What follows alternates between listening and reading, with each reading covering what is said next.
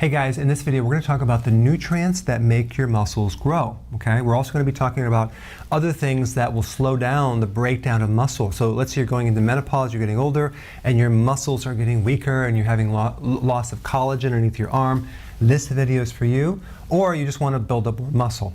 The myth is that you need just more protein to build muscle. Okay, so check this out. You eat protein, which is basically animal muscle. You might have eggs, you might have fish. It's the muscle of that animal. And you digest it, and your liver and your stomach and your intestines and enzymes start breaking down into these small particles or building blocks called amino acids. Okay? Amino acids are the foundational building blocks of protein. So it takes certain acids, it takes certain enzymes to break it down. All right? And they're in your stomach, it's in the pancreas, it's in the liver, it's in the small intestine. So you have these enzymes. So this whole conversion of breaking down the protein and then building it back up require these nutrients, okay? Vitamins and minerals and other things. So in other words, the purpose of vitamins and minerals are basically coenzymes or cofactors to help convert the raw material, amino acids, into body tissue, or other like fatty acids into healthy tissue. So we need the vitamins for that. And we also need these vitamins and minerals to support the enzymes, which are the magical workers that pull this off. And it's quite magical. So we don't need more protein necessarily, we need more of the nutrients. The two top nutrients that are mostly missing would be potassium and trace minerals. Potassium, because we need so much. We need 4,700 milligrams a day, and there's not a lot of people that are consuming 7 to 10 cups of vegetables per day. So they're not going to get the potassium. And trace minerals, because it's missing in our soils. So if you don't have the trace minerals, it's hard to activate the enzymes. All right? There's other vitamins that you need too, like the fat-soluble vitamins, vitamin A, D, E, and K, but specifically vitamin A. But most people get those. And you need certain B vitamins, which most people can get easily, and vitamin C. These are all necessary in the conversion into actual muscle tissue, okay? And of course, if you exercise, you're gonna break down tissue and you start building back up, and that's a necessary thing. But I wanna go through some common issues that people have that might not necessarily relate to nutrition in general. It relates to amount of sugar and refined carbs. So in the other videos I talked about insulin resistance, okay? And that's a condition where your cells no longer allow insulin into the cell as much as it should, so it's kind of blocked.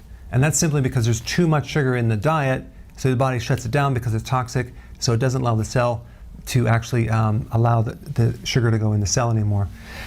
But because insulin is also involved in the absorption of protein and amino acids, you have this dual effect of now you can't get fuel, but you also can't get amino acids in the cell. So that's why diabetics, for example, have a lot of weakness in the muscle, loss of collagen, loss of muscle strength. And here's the animation how it works. You have the normal protein going in the cell with the help of insulin, like a key. And then over here you have insulin resistance, where the cell is blocked, insulin can't enter anymore, and thus you have less protein in the cell. Thus you have less muscle protein, collagen, joint tissue, you name it, okay? So insulin resistance is one thing, and then you also have stress in general. Those people that are adrenal body type, they're stressed out. What happens, they're activating a hormone called cortisol. Cortisol is it's called catabolic. It's very destructive on the muscles, okay? Catabolic means breaking down, anabolic means building back up. So when you have the muscle breaking down its particles in this animation, you can see these muscle particles are breaking down because of the high levels of cortisol. It basically then converts to sugar, okay? So protein is being converted to sugar. If you want to know the name of that, it's called glyconeogenesis.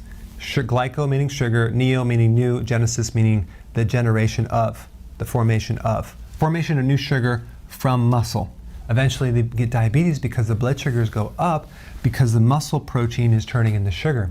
Primarily taken from your quadriceps in your thigh and the gluteus maximus, that's your butt muscle. So you see these cases with the adrenal over time, they have no butt and they have no legs. It's all gut in the middle part, right? Like a little like a trunk, and these stick legs. That's the adrenal. And that's what's happening with muscle. So you can have excessive stress causing a loss of protein. You can have lack of nutrients. You can have high levels of insulin because the insulin's not working, insulin resistance, prediabetes, causing a lack of absorbable protein. Okay, so here are the do's. You want to do intermittent fasting. Intermittent fasting triggers growth hormone. Growth hormone increases muscle preservation and retention of muscle and muscle building. Okay, so you need 3 meals, maybe 2 meals a day. Okay, I have tons of videos on that. You can watch that. This whole 4, 5, or 6 small meals a day, not good. It spikes insulin. It keeps your protein from going in. Now, let's talk about snacks. Adding snacks spikes insulin. Again, causes more protein problems. You would think that having protein snacks between the meals is going to help your muscles. No. So you don't want to do any snacks because you want to do intermittent fasting, because that way you can heal insulin resistance, okay? Now, that's why the pre and post meals or even protein meals is a bad idea. Gatorade filled with sugar, not good, because the sugar is what we're trying to counteract because it's creating the insulin resistance, messing with your muscles. Okay. Now, as far as a lot of people, this is a mistake they make. They have protein powder, so whey protein powder, thinking they're going to drive all this protein into the muscle. But that's going to spike insulin.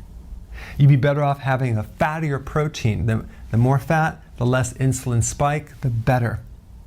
Okay. Moderate amount of protein. Okay, 3 to 6 ounces. Don't go with like massive amounts of protein. Like I see people just eating so much protein thinking that's helping them when it's just overloading the liver. Your body can't handle that much protein. It just puts stress in the liver. If you're 18 years old, you can pretty much handle it, but eventually it starts slowing down. I don't even think at 18 you could probably handle too much.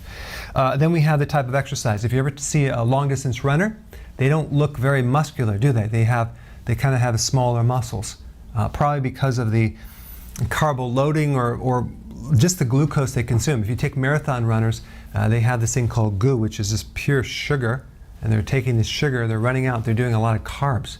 Unfortunately, that's going to create more insulin resistance and block the muscle. Not to mention, the sustained exercise increases cortisol and it causes muscle wasting. A much better exercise would be high intensity interval training, because that can spike growth hormone and preserve your muscles as well. Short bursts of high intensity exercise, full body, very important. Sleep is also necessary to increase growth hormone. Stress is not good, so these are the things you don't want to do. These are the things you want to do.